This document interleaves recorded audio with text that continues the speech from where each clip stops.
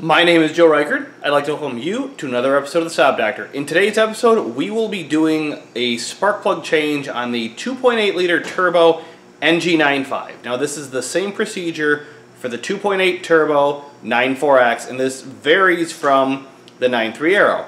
I'll put a link in the description below and a card above for the 9.3 Aero. Stay tuned.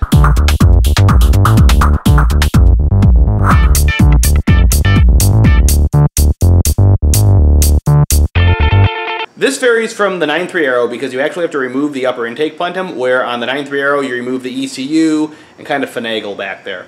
On the 9.4X and NG95 it's a lot larger, and it's actually not very hard to pull out anyways. I grab the gaskets when I do this. I'll have a part number and a link to the gaskets below in the description, as well as a link to the spark plugs that I use.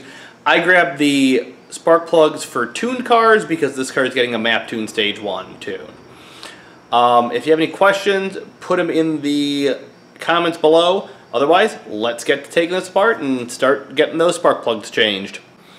The first thing you'll have to do is very obvious. Open the hood, pull the engine cover. To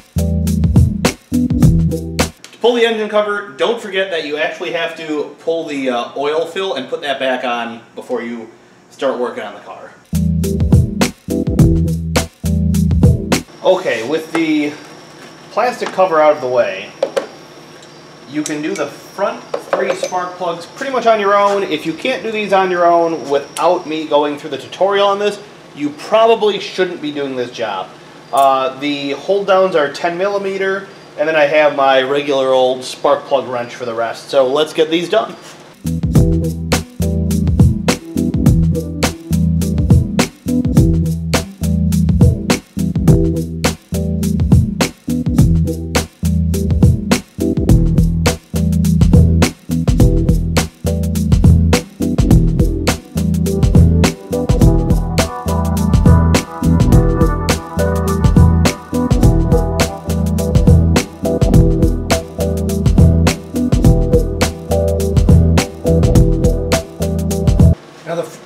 Now the front one all the way on the driver's side, I actually needed to pull the connector off of so I could get that one out. So, just used a small screwdriver, pulled the gray tab out, then pulled that coil all the way out.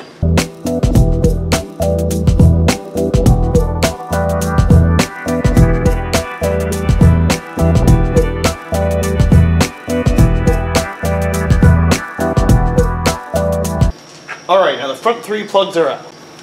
Now at this point I grabbed tuned plugs.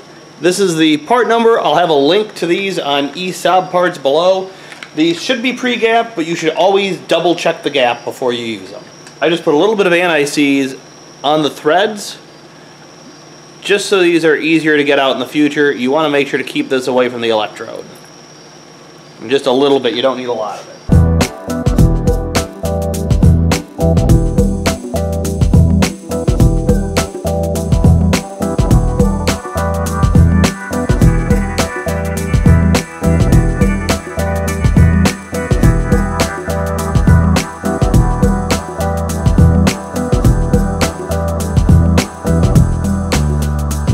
I always take them, I put them in, I snug them first, and then make sure to crank them down to the manufacturer's spec at this point.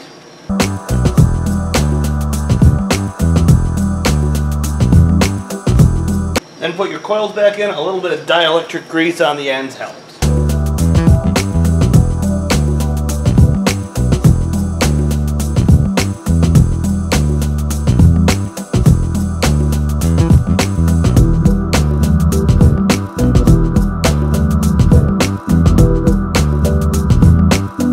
Alright, now the front 3 are done. Alright, before we move on to the back 3, let's take a look at the front 3. These, camera will focus, camera's not going to focus. These look like they're probably OE plugs. They've definitely been in there a while. So these were ready to be replaced. So I'm happy we're doing them now. They probably have a whole 100,000 miles on them. My guess is the last owner didn't replace them. I didn't replace them. So time to go. Now for the back, we have to remove the intake manifold. So what I did was I bought new gaskets for this. I will put the part number in the description below. This is an AC Delco set. This is pretty much the way to go because these are a really good value. And I mean, if you're taking this apart, you should replace them because if you look, these are just rubber seals, and you definitely want to make sure you've got a good seal on your intake. So we've got new gaskets, we've got new plugs. Now let's take the intake off and see what we're doing. Okay, so we're going to start off by removing everything that's held onto the intake manifold. So you have the coolant pipe that's across the top that has 2 hold downs. You have the power steering fluid reservoir. You have some electrical hold downs and whatnot over here. You've got a few in the back. So we're going to start with that, and don't forget we have to take the intake tube, the pipe off as well. These are all going to be 10 mils, so we'll start with those.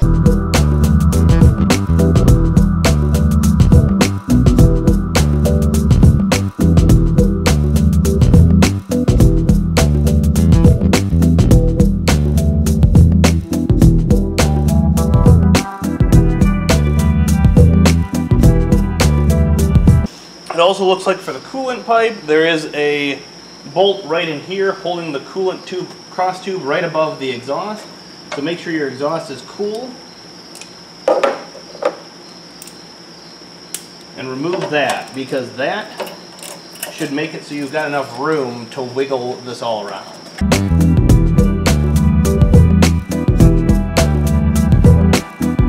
Now make sure to remove the hoses on the back of the intake.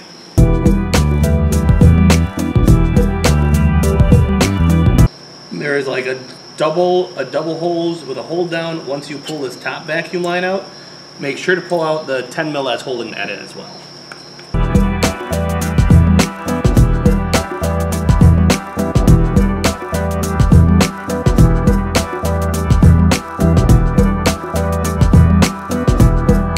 Now I'm just checking around the edge to make sure I haven't missed anything. Looks like everything is good. The last but not least I have to undo is the intake plumbing to the throttle body. The intake to the throttle body is a 7mm. You just loosen up that clamp, and you should be able to wiggle this off. Nope. Oops. I knew I forgot something. So you loosen that clamp, and then there's one 10mm back here holding it on yet.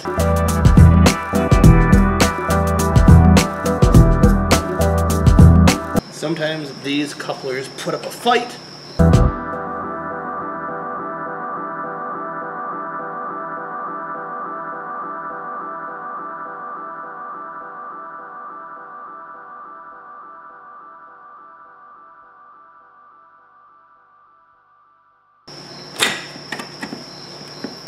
Alright, and there we go. Just a little bit more coercement than I expected it to. So once that's off, we're going to start loosening up all the upper plenum bolts. So the upper plenum bolts are 13s. Start loosening these up.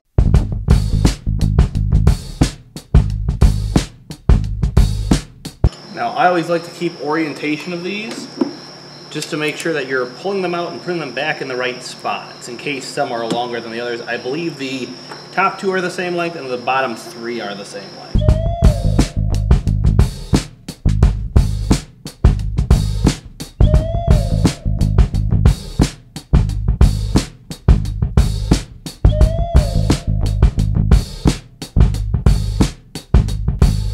Missed one over here. I thought there were 3 on the top, but I couldn't see that one from the angle that I was at. There we go. Now the upper plenum is loose. Alright.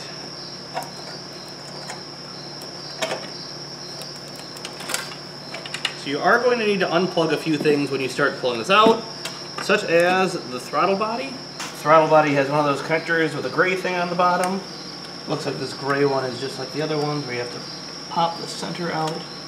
Does not need to be popped all the way out, just pulled a bit, and then with everything else loose, you should be able to finagle this out of here. Make sure that your connectors in the back are out.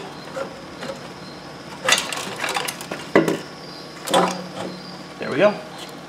This is out. Okay, now people have asked me why you have to pull the intake on the NG95. If you look at everything that's covering these 3 coil packs back here, the intake actually comes back to about here. You can hardly reach these with the intake in place. So that's why you actually have to pull the intake on the NG95. Okay, now with the intake off, this becomes routine just like it's in the front. You pull the 3 10mm bolts, you pull the 3 coils out, you pull the 3 plugs out, you put your 3 plugs in, and you're good to go. Then we start reassembling everything, which may as well just pull off these gaskets right away and throw them in the garbage.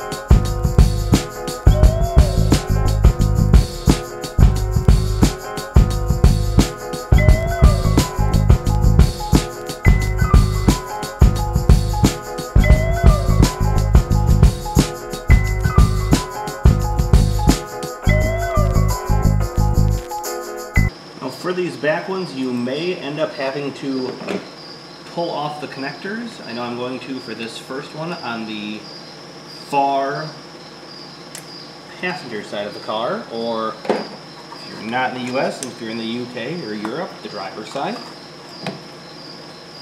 You need to be able to slip this coil pack around the power steering wheel. So I'll have to do the same with the middle.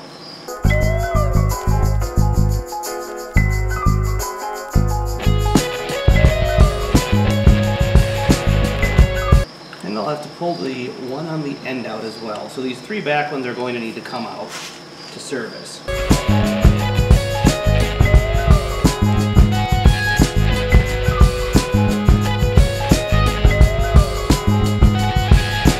Make sure when you're finagling around all of these plastic vacuum hoses not to break any of them. And with those out, we can pull the spark plugs out.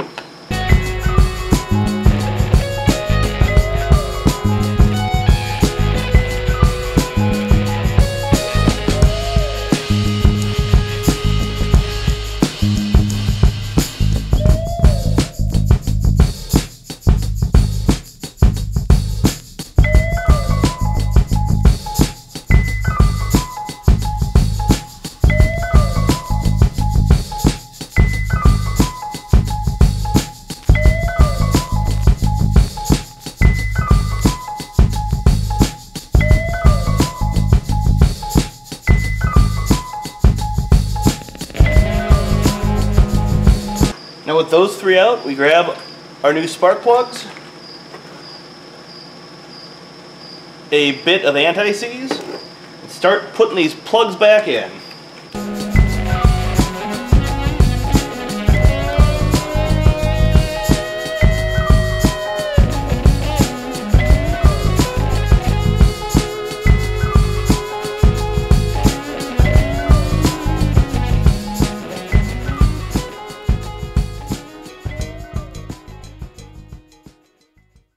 Once the plugs are back in, put your coils back in the same orientation you took them out.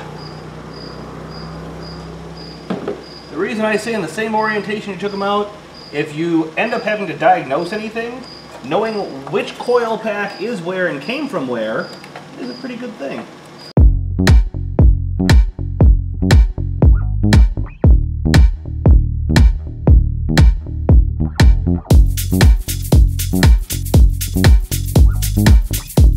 Sometimes in these tight to reach spaces, if you have it, a ratcheting wrench makes it a whole lot easier. And do not forget, if you remove these gray bits, to put them back.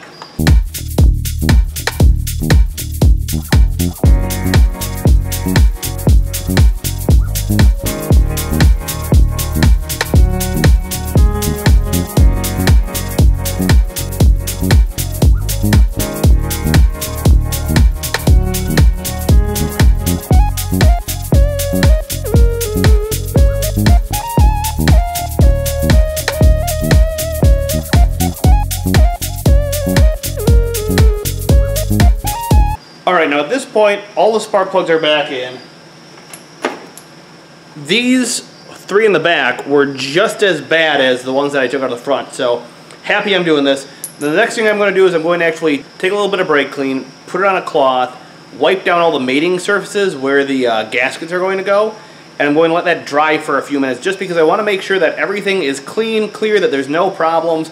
If anything needs like a little bit of a scuff or something with, you know, if it's got some corrosion with like a wire brush or something, I'll do that. You don't want to push too hard with a wire brush because everything's aluminum.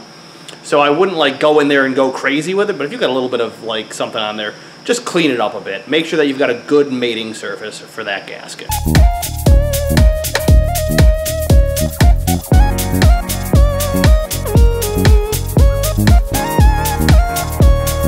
Alright, and that is why we take it, we clean it up a bit. So we just want to make sure that everything is nice and clean. We got a good mating surface for those gaskets. Alright, now that it's all cleaned up, we'll open up our gaskets and put them in.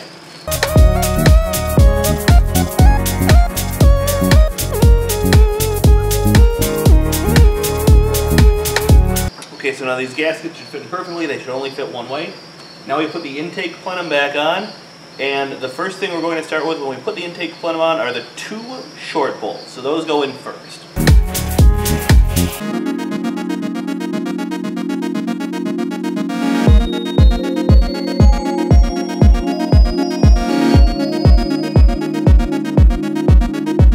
Alright, now you want to make sure that the manifold is down all the way. Grab your 2 short bolts. One goes there. One goes back here. And what you're going to do is you're going to start tightening down and snug them gently. And then we'll grab the torque wrench. Now when I say snug them, I just mean get them so they're down, touching the manifold. You do not want to actually tighten them or torque them, except with the torque wrench. Now take your torque wrench, set it to 23 Newton meters or 17 foot-pounds.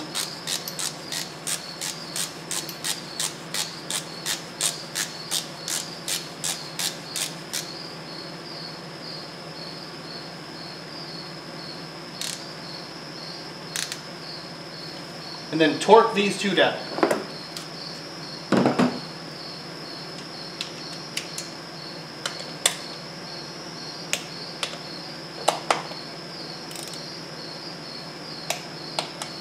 Once those 2 are torqued down, you can grab your 4 long bolts, and I personally am going to put them in an X pattern and snug them in an X pattern and then torque them down in an X pattern. Now it doesn't say to do that in WISP, but that's just the way that I learned how to do this and the way that I would, you know, I do this on my own cars.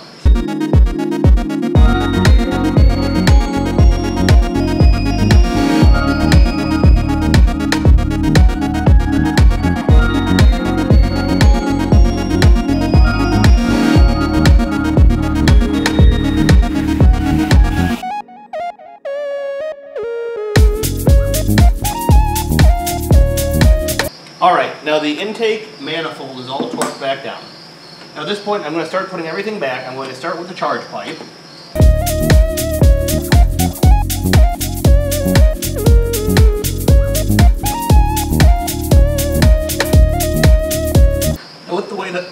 Now with the way the collar on this charge pipe works, this may take a little bit to get seated correctly, but you need to make sure that this is 100% seated correctly because you do not want any boost leaks.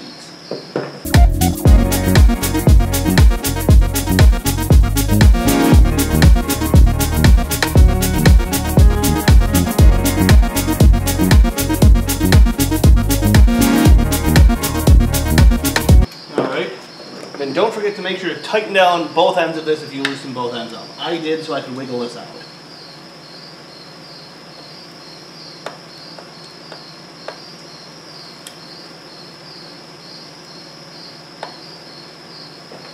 Now I tighten them down and then I try pulling them back off to make sure that they're 100% tight.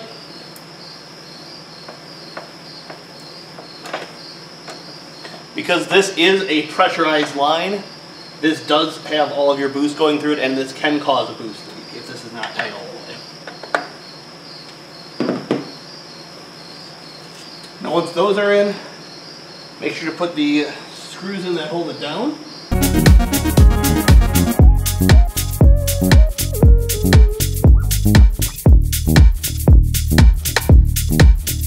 Now at this point you'll have a bunch of screws left. Start putting them back in. I personally like to start with making sure that all my vacuum lines on the back of the engine are back in before anything else. So you've got the 2 vacuum lines that are in the metal retainer. Start with that, and then put the 1 screw back in that goes in that.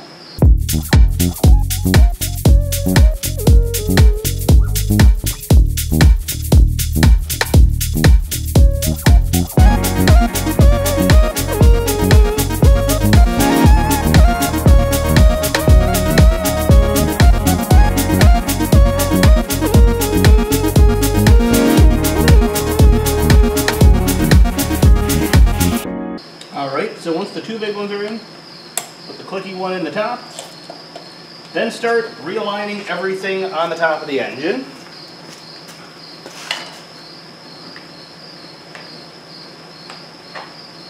So I'm going to start with the power steering pump reservoir.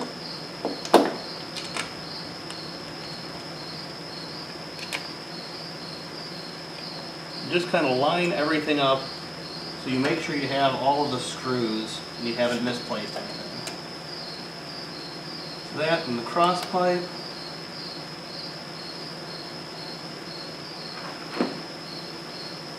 Then these wiring bits over here. And this one right here.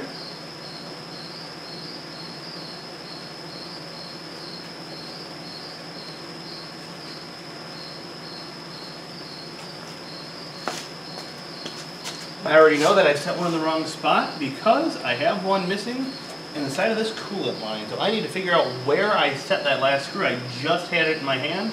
But before I do that, I may as well just tighten everything down.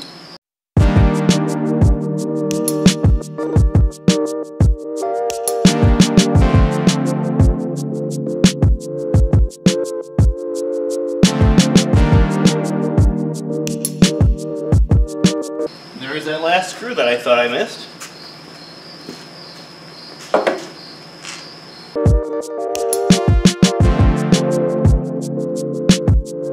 Alright, now at this point, just double check everything, make sure everything's tight, make sure everything's plugged in, make sure you didn't miss anything like plugging your throttle body back in, anything like that, because that's all very important.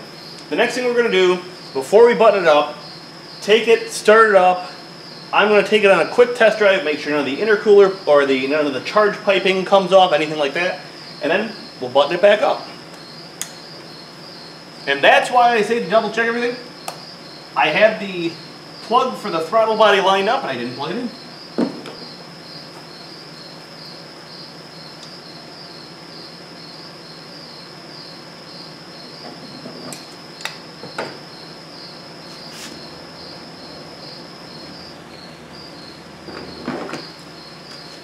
Alright, should be ready to start up, so let's give her a shot, see if it starts up alright.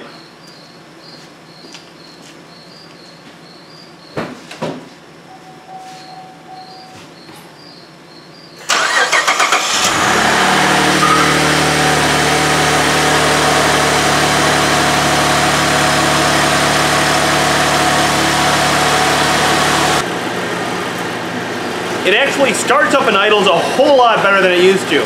So I'm going to take it for a quick drive and we'll see how it runs.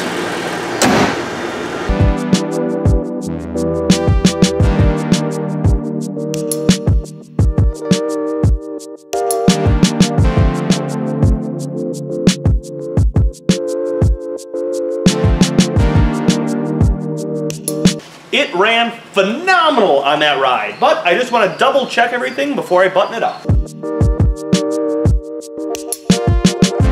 Alright, everything's good and tight, so we'll put the engine cover back on and call it a job done.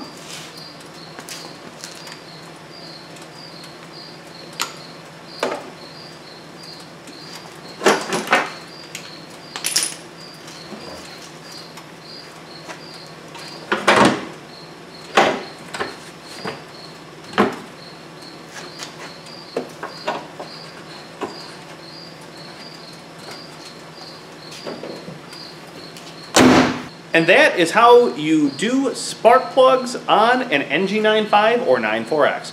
It's a little bit more involved, however, it actually doesn't take that long in comparison to like the 93. The 93 you can do in an hour-ish, a little under an hour, once you get proficient at it.